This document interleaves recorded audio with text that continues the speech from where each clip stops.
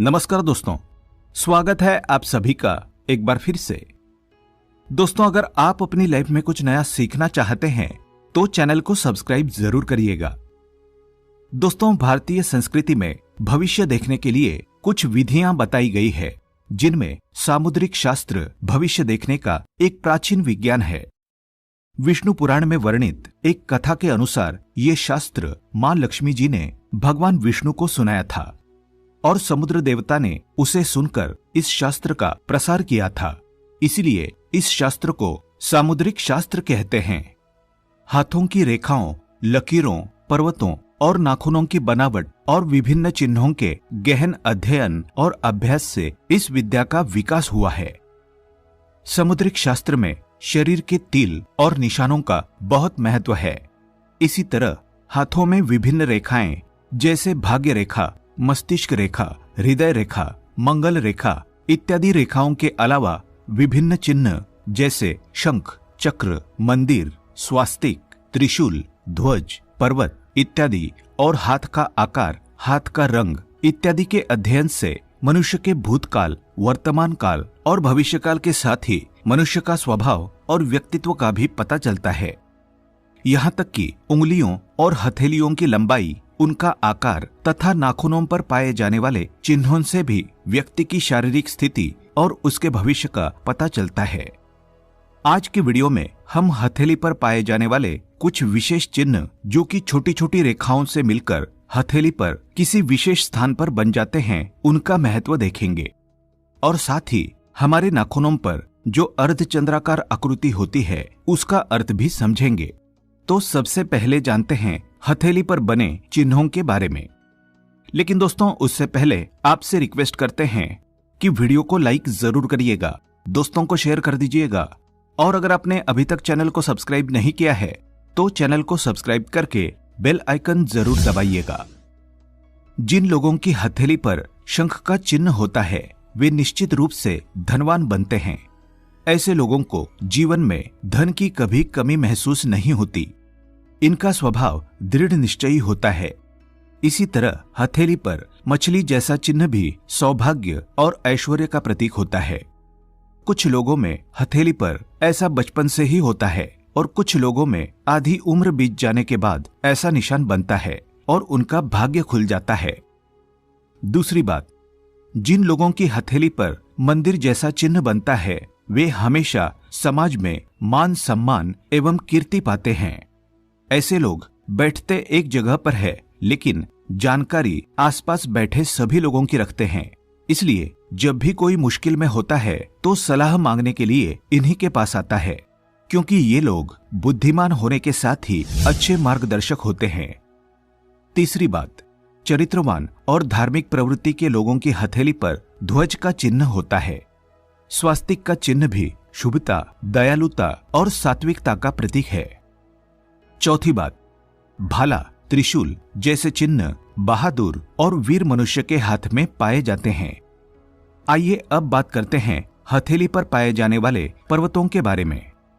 पहली बात, हमारी कुंडली में जिस ग्रह की स्थिति मजबूत और शुभ होती है उस ग्रह के पर्वत की ऊंचाई भी अधिक होती है। उस पर्वत पर कुछ शुभ चिन्ह बने होते हैं और उस उंगली की लंबाई भी बाकी उंगलियों की अपेक्षा अधिक होती है। यदि किसी व्यक्ति की अनामिका उंगली बड़ी होती है तो उसके रवि पर्वत की ऊंचाई भी अधिक होगी और उस पर शुभ चिन्ह होगा। ऐसा व्यक्ति प्रसिद्ध और गुणवान होता है। दूसरी बात, जिन लोगों की हथेली पर शनि पर्वत की ऊंचाई अधिक होती है वे मेहनती, अनुशासन प्रिय और यथार्थवादी होते हैं।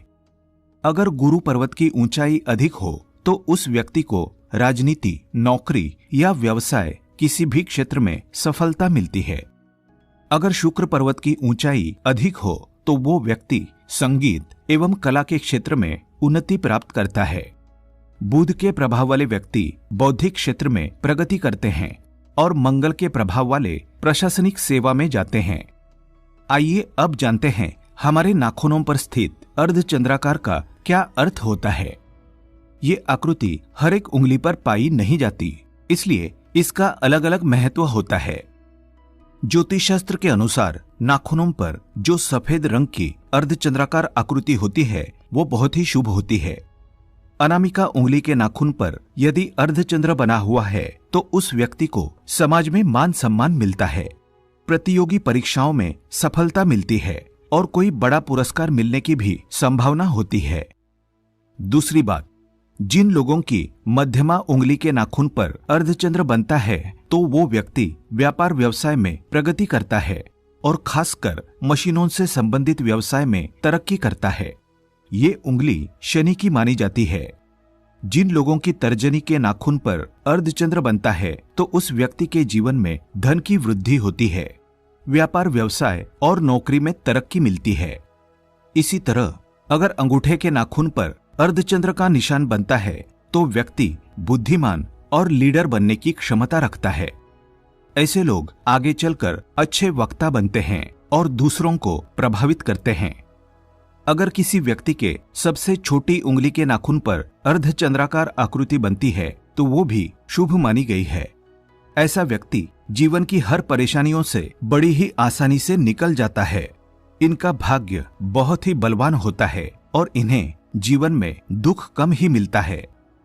जिस व्यक्ति के सभी उंगलियों के नाखूनों पर अर्धचंद्राकार होता है और यदि उसकी उंगलियां लंबी होती है तो ऐसे व्यक्ति जीवन में संघर्ष करके अपने बल पर आगे बढ़ते हैं और अपनी क्षमता को सिद्ध करते हैं। ऐसे व्यक्ति जीवन में हमेशा आगे बढ़ने की सोचते हैं और कुछ न कुछ अलग और सबसे बढ़कर करना चाहते हैं।